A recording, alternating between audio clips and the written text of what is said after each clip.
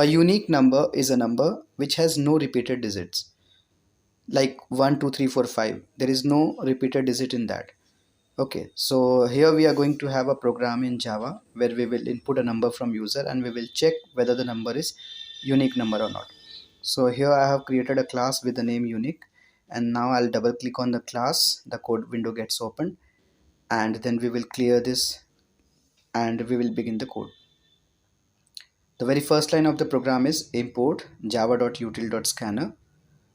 Then after, we will be creating class. After the creation of class, the class name that is unique only, then the scope of the class begins.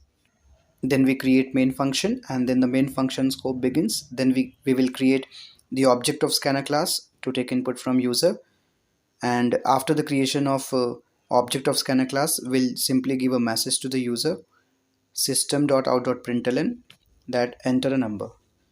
So after providing the message, we will write the input statement, that is what int n, that is a variable to store the number given by user, object, and then next int method of scanner class. After taking input from user, we need to have some copies of the original number. Num1 and num2 both will keep the copy of the original number. Here I have taken d1 and d2, two different variables for storing the digit, nod for number of digit and c for counter.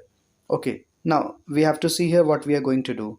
The very first loop, there will be nested while loop. The first loop is what, where we are extracting the digit from the number. D1 will store the digit extracted from the number, and here we are counting the number of digit also. Okay, now why the second loop is run here while num1 is greater than 0? The digit extracted first, which is in d1, is compared with the all the digit of the number that is stored in d2. So we are comparing the digit extracted from the d2, that is d1 and d2. If d1 and d2 is same, then c++. Okay, what will happen? C++. So why we do this? That every number will be present, every digit will be present at least one time. Okay, and now num1 is divided by 10, loop is closed. Again num1 will become 0, that's why we will initialize num2 into num1, so that num2, the value of num1 will be restored for the next comparison. Now the original value of n, the outer loop, n equal to n by 10, it is divided. Now the outer loop is closed. So in this way what will happen, all the digits will be compared. If number of digit, that is nod, and the counter variable c, if both are equal, it means each digit is present only one time.